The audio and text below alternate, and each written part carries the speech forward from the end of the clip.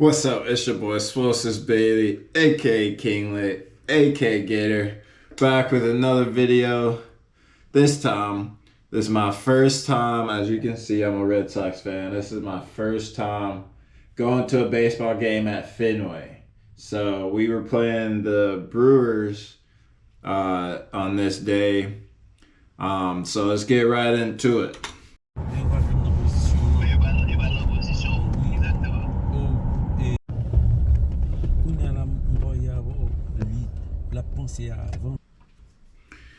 So here, right outside of the, I guess, main Fenway Park entrance, where the fan store and all the signs that you'll see soon are.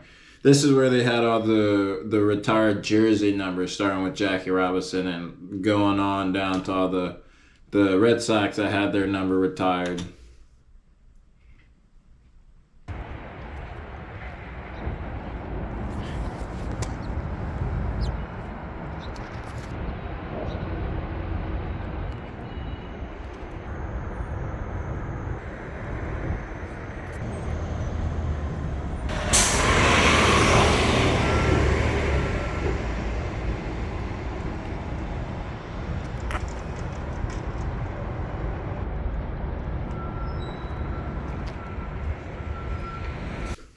And this is the main street I was talking about.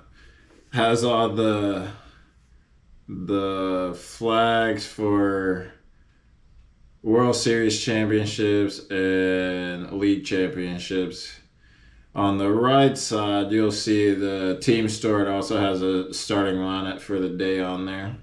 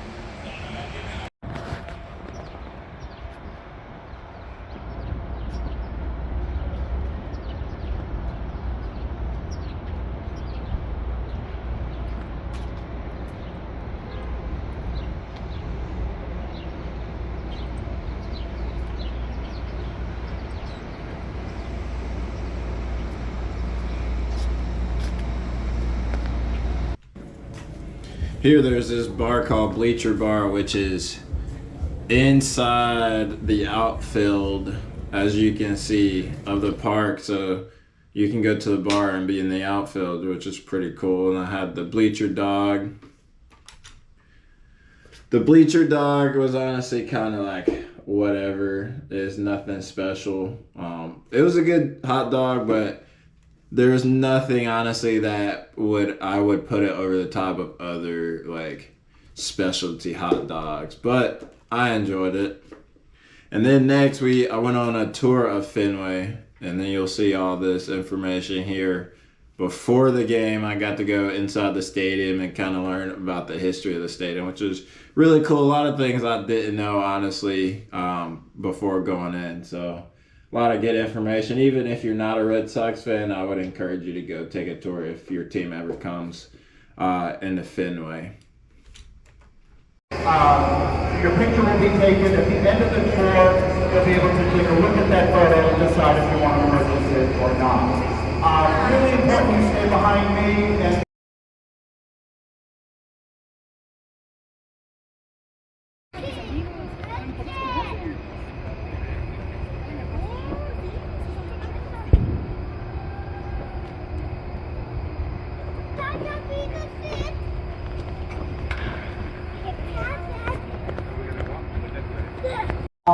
original oak and original iron. Nowhere else will you find wooden seats in any major league stadium. So these are the only remaining wooden seats.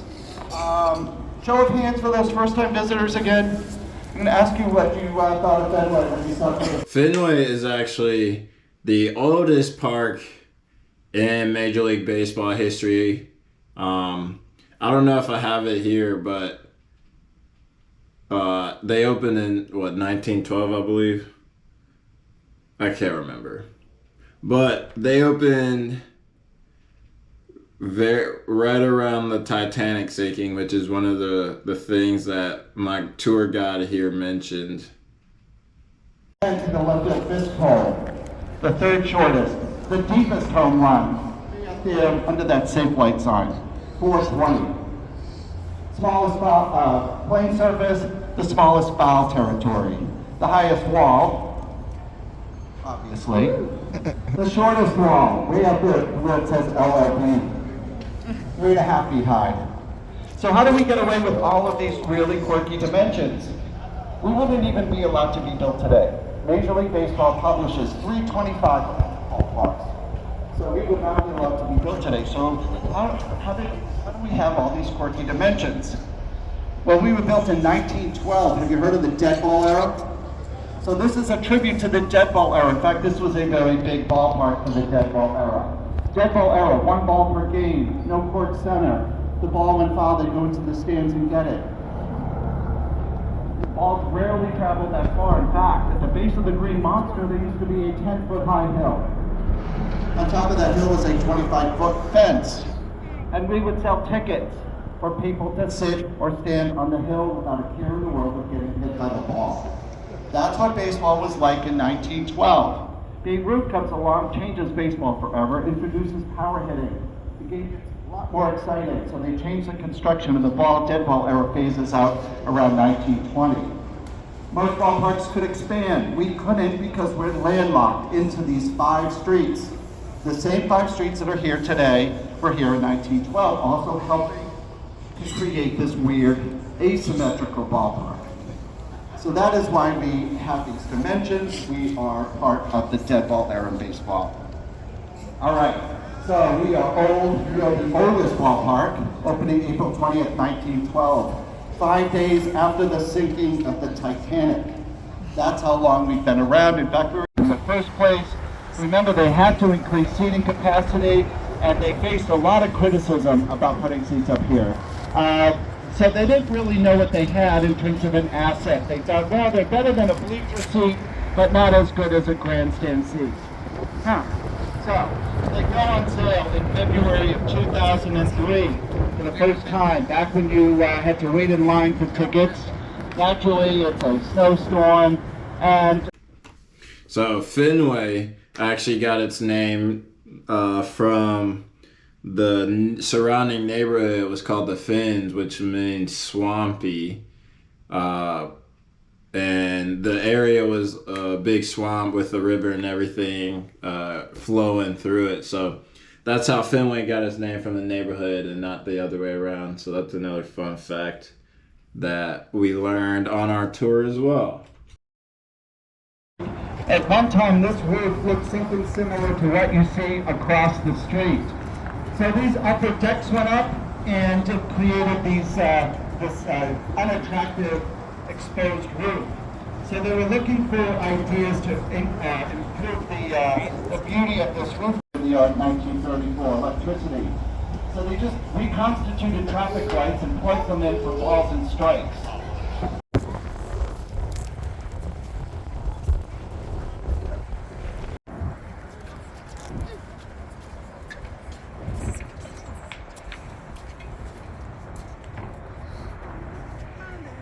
Jackson. Ya, puedo poner, te voy a tomar una foto con tu hermano.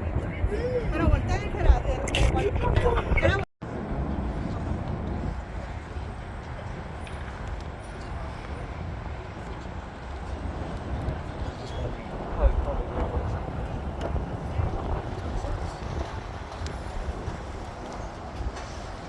And so that red seat you see is actually the longest home run ever hit at Fenway, which was by Ted Williams. And I can't remember the year, sorry. But it was 502 feet. And the tour guide told us a funny story about how David Ortiz every spring would come try to break the record with metal bats. But I guess he never did, even with the metal bat. So that shows you how far away that actually is. 502 feet is insane.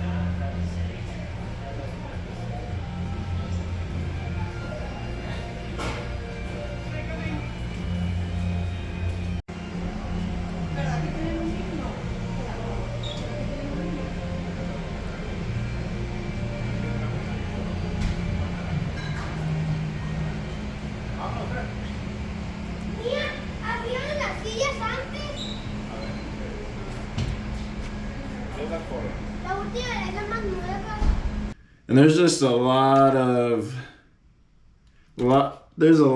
good history in Fenway.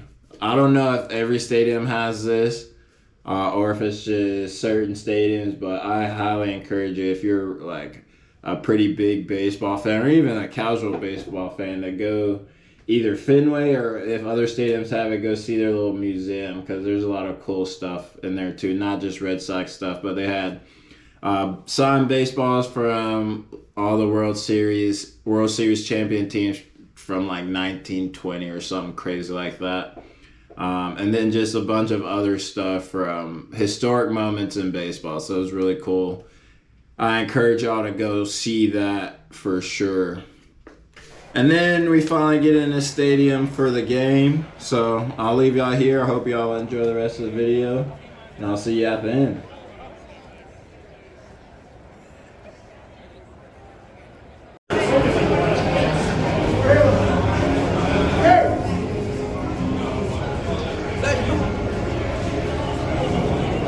Excuse me. I don't know what you're doing, Chuck. I'm recording it.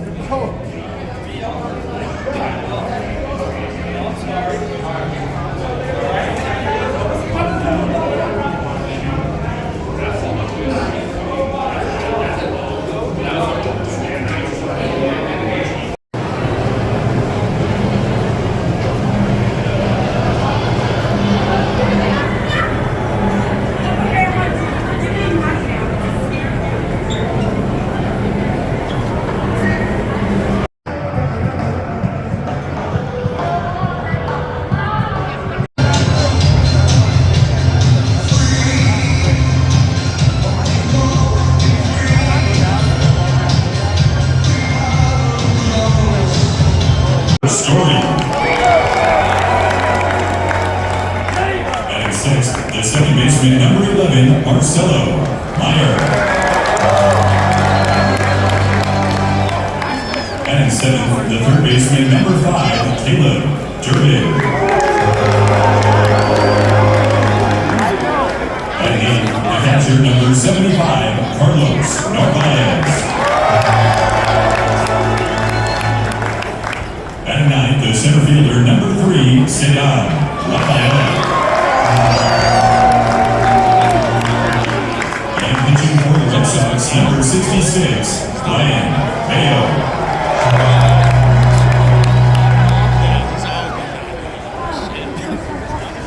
The umpires for tonight's game at home plate, Chris Conroy.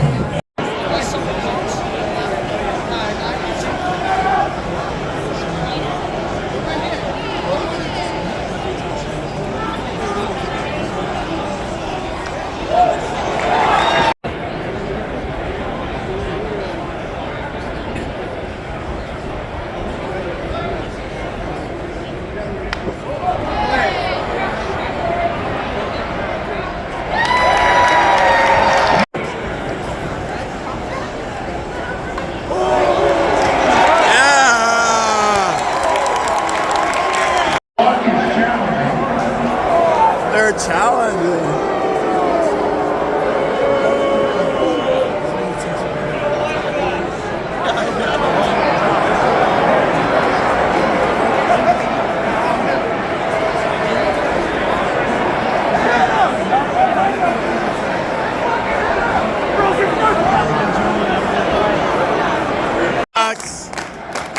Let's go Red Sox!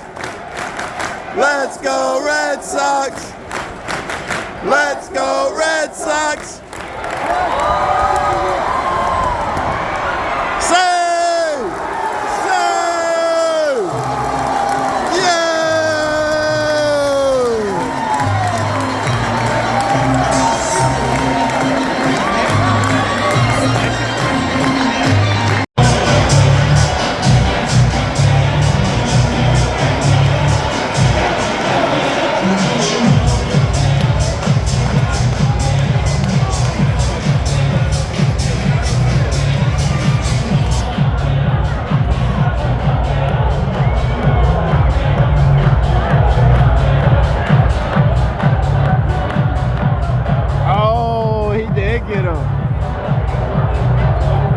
Me out to the crowd, buy me some peanuts and Cracker Jack.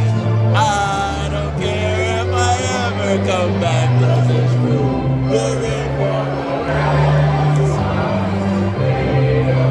It's a shame. 1, 2, 3 strikes, you're out at the old ball game.